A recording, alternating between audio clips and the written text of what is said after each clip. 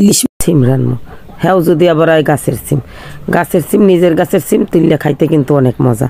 তা মুই কিন্তু আজ ইলিশ মাছে নুন আর হলদি মাখিয়ে লইছি, এখন কিন্তু মাছটা একটু বাজিয়ে লম, কারণ মাছটা বাজিয়ে দিলে সিম তরকারি খাইতে আসছে ভালো লাগে। তা এই জন্য আজকে মাছটা বাজিয়ে লইতে আসি। তা এখন মাছটা বাজিয়ে এখন দিয়ে দিলাম কিন্তু পেঁয়াজ কুচি আর কাঁচামরিচের ফালি দিয়ে এটা একটু ভালো করে তেল দিয়ে বাজিয়ে লইতেছি। দিয়ে দিছি হলুদের গুঁড়া, দিয়ে দিব মরিচের গুঁড়া, দিয়ে আর একটুখানি পানি দিয়ে ভালো করে মশলাটা কষাই এলোমো, তারপরে সিম দেবো। তা এই তো মোর একটু পরিমাণ মতো লবণ দিলাম, দিয়ে আর ভালো করে কষাই লইতে আসি।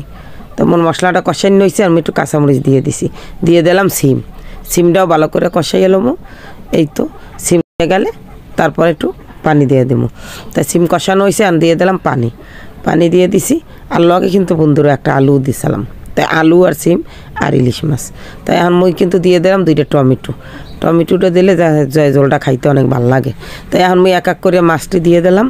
মোর কিন্তু তরকারি সিম হিজাই দিয়ে দিছি। এখন কিন্তু মোর এক তরকারিটা সুন্দর হয়ে গেছে। এই দেখেন তরকারি যেমন খাইতেও কিন্তু বন্ধুরা অনেক মজা হয়েছিল। এখন তাড়াতাড়ি করে দিকে ভাত লই লইছি, আমি ভাত খাম। তাই এখন ইলিশ মাছ দিয়ে সিম দিয়ে ভাত খাইতেছি। ওহ, গরম গরম ভাত আর ইলিশ মাছের সিম খাইতে কিন্তু বন্ধুরা সেই ছেলে।